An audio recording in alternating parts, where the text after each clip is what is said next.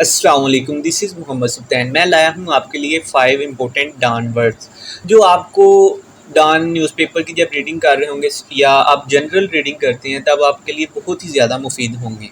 अगर आप मेरे चैनल पे नए हैं तो जल्दी से चैनल को सब्सक्राइब कर दीजिएगा और बेल आइकन को हिट कर दीजिएगा। और पुरानी वीडियोस के जो लिंक हैं वो मैं डिस्क्रिप्शन में दे दूँगा, जहाँ से आप वो वीडियोस देख सकते हैं। Let's start.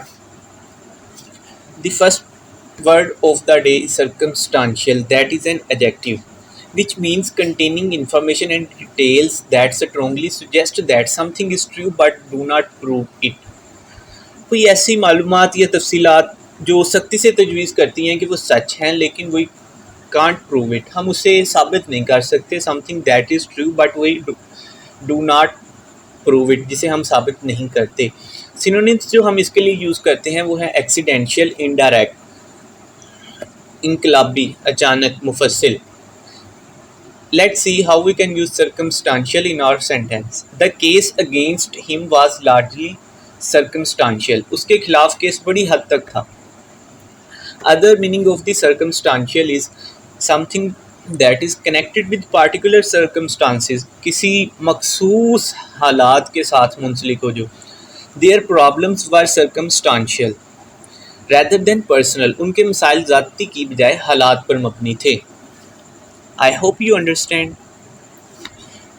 Next we have the word insightful. That is an adjective which means showing a clear understanding of person or situation. किसी हालात या किसी शख्स की clear अंडरस्टैंडिंग हो जाए, something that can be understood, जिसको आप समझ सकें, आपके शऊर में आ सके। दैट इज़ परसेप्टिव, शऊरी, अकली।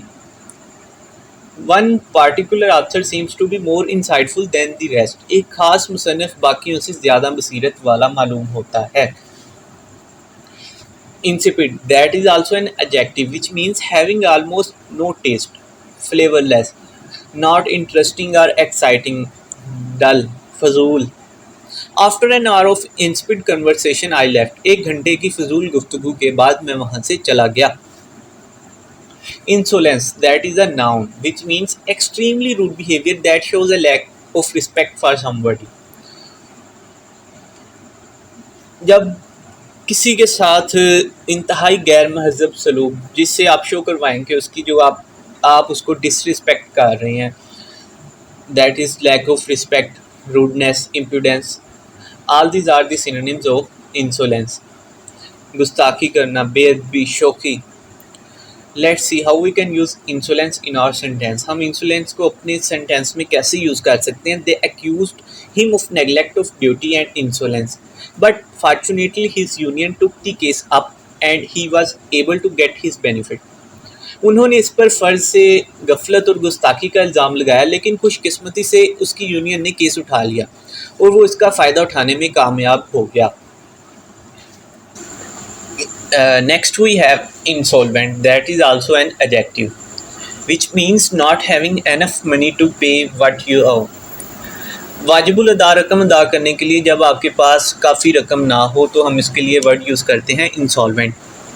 बैंकरप्ट, दिवालिया हो, नादार, मुफलिस।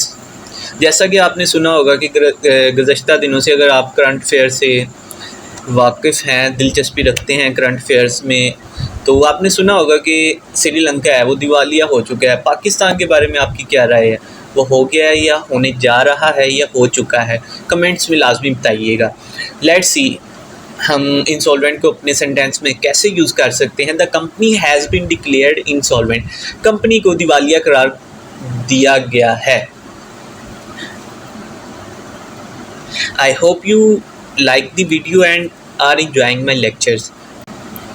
अगर आपने मेरा चैनल सब्सक्राइब नहीं किया तो जल्दी से चैनल को सब्सक्राइब कर दीजिएगा।